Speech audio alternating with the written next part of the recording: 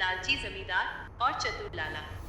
एक छोटे से गांव शिवपुर में लाला हरिराम नाम का एक बहुत अमीर व्यापारी रहता था।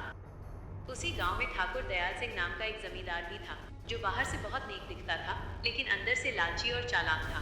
हरिराम ने सोचा कि इस लालची जमींदार को सबक सिखाया जाए। अगले ही दिन हरिराम एक बड़ा सा बैग लेकर ठाकुर दयाल सिंह की हवेली पर पहुंचा। हाथ से कहा, हरिराम बोला, मैं कुछ समय के लिए दूसरे शहर व्यापार के सिलसिले में जा रहा हूँ।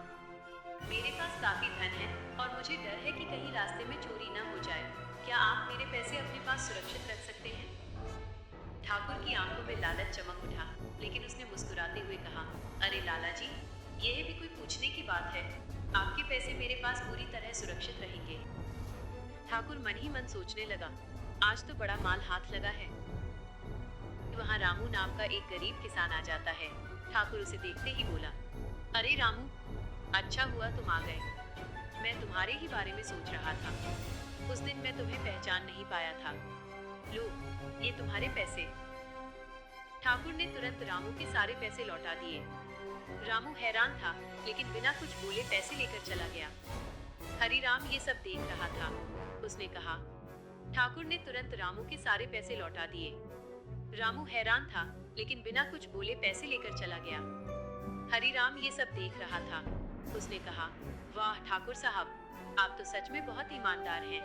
अब मुझे पूरा भरोसा हो गया है कि मैं अपने पैसे आपके पास रख सकता हूँ। ठाकुर मन ही मन बहुत खुश हुआ। तभी अचानक हरिराम का नौकर दौड़ता हुआ आया। मालिक, खुशखबरी, जिन व्यापारियों से आपको मिलने जाना था, वे खुद हमारे गांव आ रहे हैं। हरिराम बोला, अरे वाह, अब तो मुझे कहीं जाने की जरूरत ही नहीं रही। ठाकुर साहब, अब इन पैसों को आपके पास रखने का कोई मतलब नहीं है। ये कहकर हरिराम अपना बैग उठाकर जाने लगा। ठाकुर के चेहरे का रंग उड़ गया। हरिराम मुस्कुराते हुए बोला, फिर कभी जरूरत पड़ी तो जरूर आपके पास ही आऊंगा। और वो अपने नौकर के साथ वहां से चला गया।